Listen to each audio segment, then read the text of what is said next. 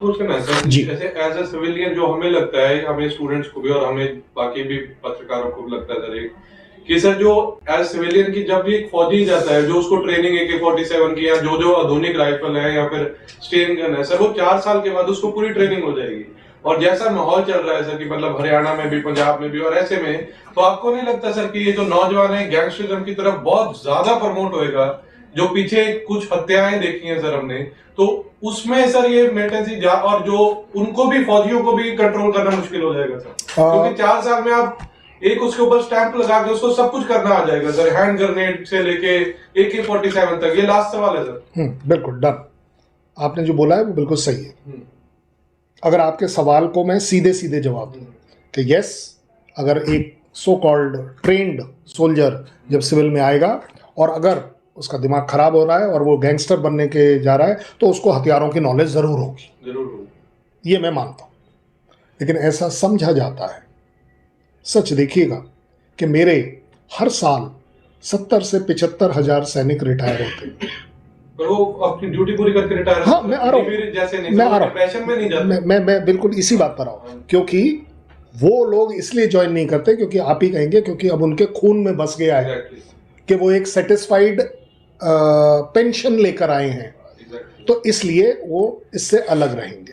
ये आपकी सोसाइटी से निकलकर जो बच्चा हमारे पास आ रहा है, अगर उसका कल्चर, उसकी ग्रूमिंग इस तरह की है कि वो इस तरह से गलत जा सकता है, 100% मैं मान जाऊंगा आपसे कि यस, ये ट्रेनिंग मेरे ही देश और मेरी ही सोसाइटी के लिए लीथल हो सकती है, क्योंकि he is a trained man, unless colonel धून has to say something on this. No, I totally agree. बिल्कुल, हथियार की शिक्षा दे के उसका मोटिवेशन लेवल इतना बढ़ा के उसके सर्वाइवल इंस्टिंक्ट्स को हमने फौज में रहते हुए जगा दिया, और अब वो किसी भी स्थिति में, जिस तरह की इन्फेंट्री यूनिट में होता है कि उसको बिल्डअप एरिया में लड़ाई करने की टेक्निक हम सिखाते हैं, जंगल वॉरफेयर हम सिखाते हैं, तो अगर वो सिविल स्ट्रीट में आता है तो बिल्डअप एरिया की जो लड़ाई के जो मूलभूत चीज़ें हैं वो सीख चुका है।